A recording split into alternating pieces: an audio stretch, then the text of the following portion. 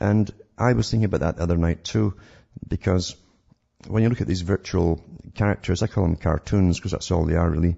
When you look at them, they're all pretty much the same kind of face and so on. And I noticed years ago that Hollywood started churning out movies where every actor looked pretty much like the last actor, as opposed to the old movies from the 50s and 60s. We did a variety of types, more natural kind of guys you'd meet in the street. And the same with the women too. And of course then you find out after reading papers and magazines down through your life, they get plastic surgery and they go to the same plastic surgeon. And there's actually a kind of Hollywood look which they promote. So they all end up looking like Baxter's peas in a can, all exactly the same. So therefore it makes everyone feel imperfect and you don't match up. So it's interesting to see, as I say, when you go into this virtual world, the youngsters all end up picking these very, very similar faces and so on. And that's where they feel they have power over their cartoon. And that's all it is really.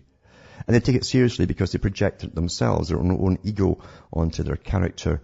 And as I say, in some countries, their virtual world has spilled into the real world, like South Korea, where they ended up getting knife fights with different gangs who were actually participating in the same kind of thing in the virtual world that spilled into the real world.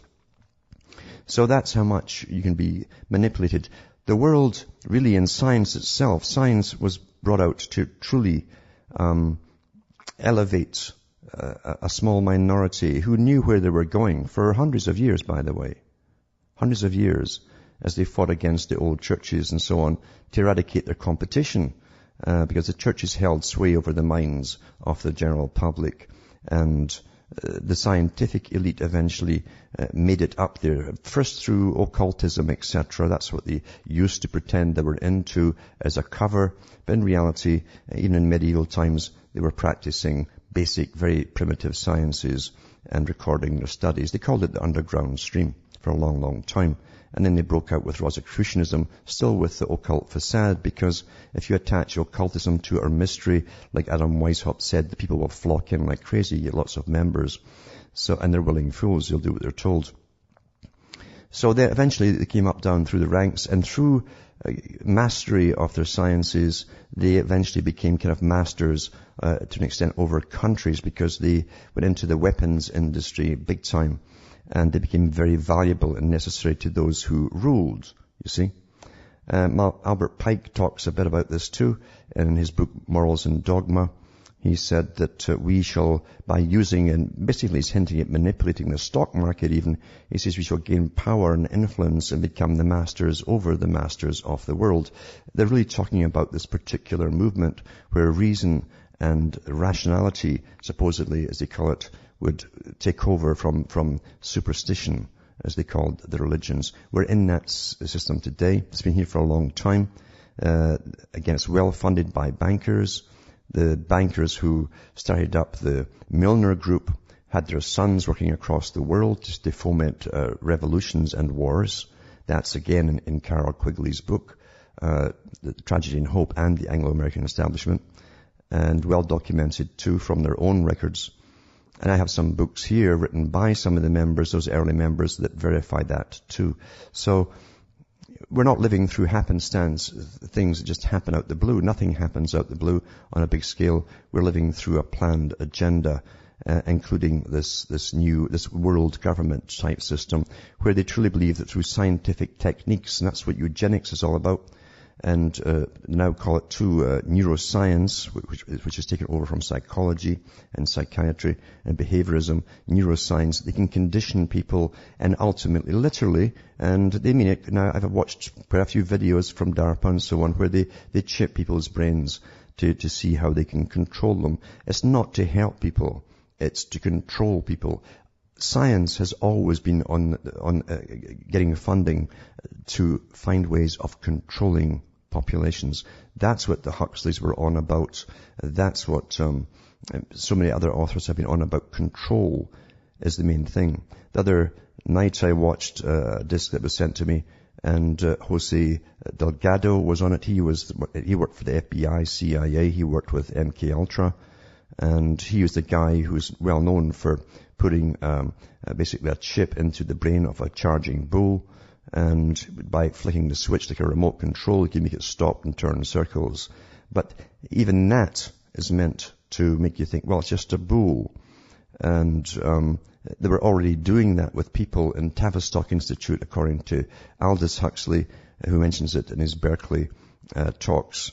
He mentions that he was so excited too when he talked about how they could actually alter people's behavior by putting wires, electrical wires, into their brain. So mental hospitals have been vital for experimentation on people who basically have been shunned by society, deserted by relatives, and they can do as they wish, more so in the past perhaps than today. But believe me, the history of psychology, behaviorism, and the social sciences is a horror show, absolute horror show that you have to force yourself to go through, study, and for the videos that are out there, actually watch them to see what these characters have been up to. Well funded from the top. I used to wonder about the guys who did all of this, and it's a particular training they go through to desensitize them.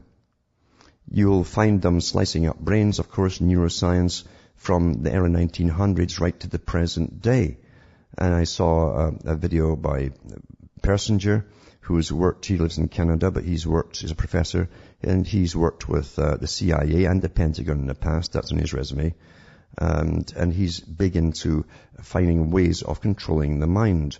And he gets his students to slice all these brains up into thin slices and stare at them, look at them just like they have for 100 years. And that really is a process simply to desensitize them, because if there's nothing obvious on the brain itself, abnormality, what's the point in slicing them all and staring at every slice over and over and over again? And what happens in the student is they become desensitized, they feel superior. They can't talk about this to their classmates, their outside people, I should say, or their parents and friends. They're now a member of an elitist club themselves. That's how they see it. And they're actually being taught to divorce their natural emotions from the hard left brain faculties of critical analysis. And that really can create a monster down the road. These are the guys who will they do. They do more than just put chips in the brains of rats like they do today. They've actually tested a lot of things on humans in the past, and it's an utter horror show, as I say. And Russia, the Soviet Russia, I watched an old one from, I think, the 30s when they were promoting it over in Britain and America, how wonderful their sciences had advanced, and they actually show you cutting the heads of dogs after they had drained the blood, then pumping it back in with the head, and the dog would be semi-conscious. They thought that was fantastic. Great breakthrough for the miracle of science. Back with more after this.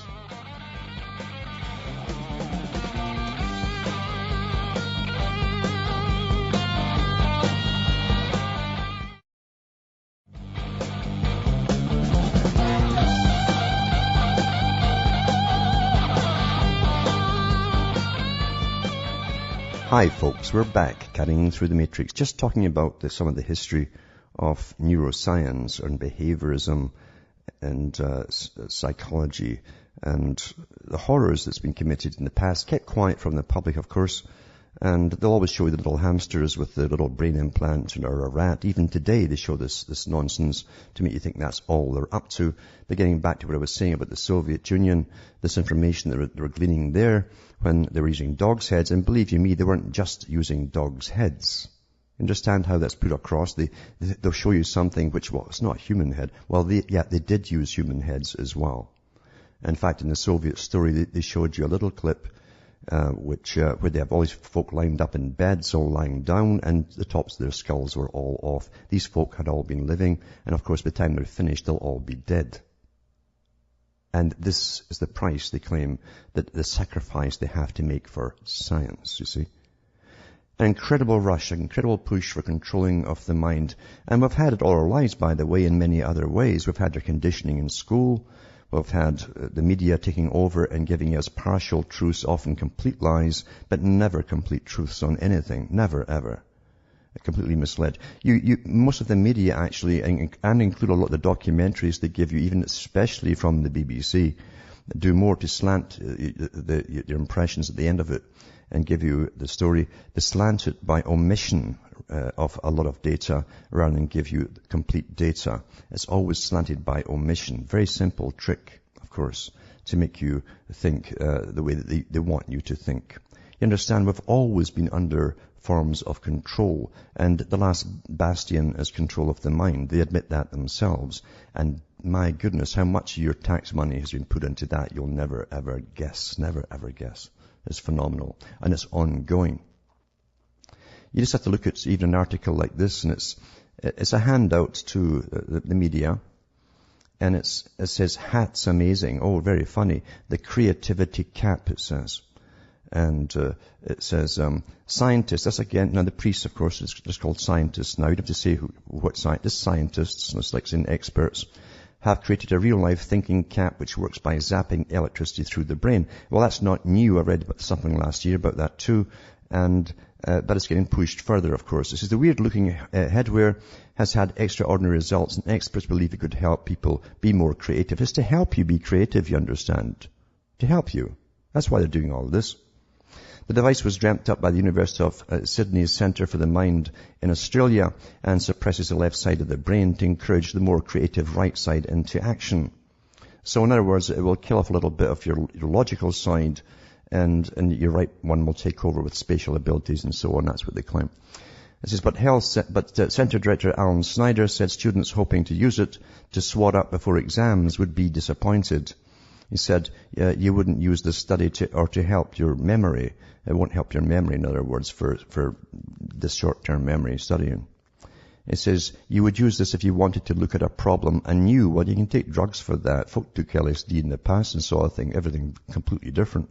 Anyway, it says, if you wanted to look at the world just briefly with a child's view, if you wanted to look outside the box.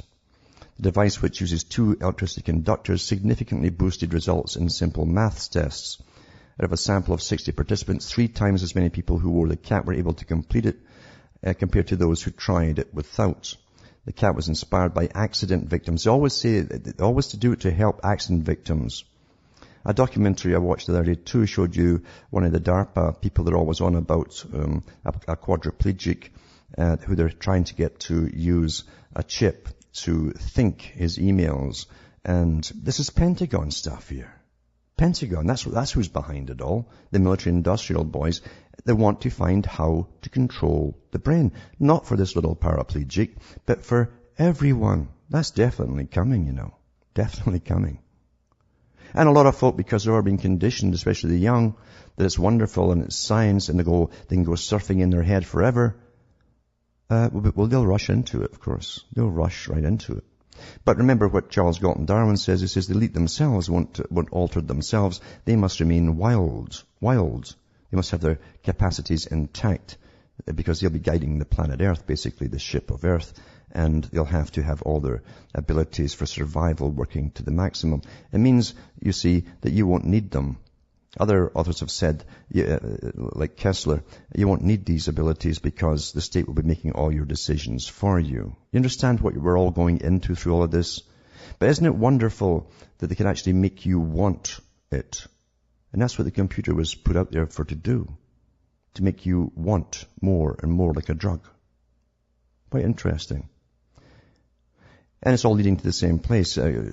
Sweden is one of the top countries, even since the 70s, of using prisoners for computer-brain interfaces.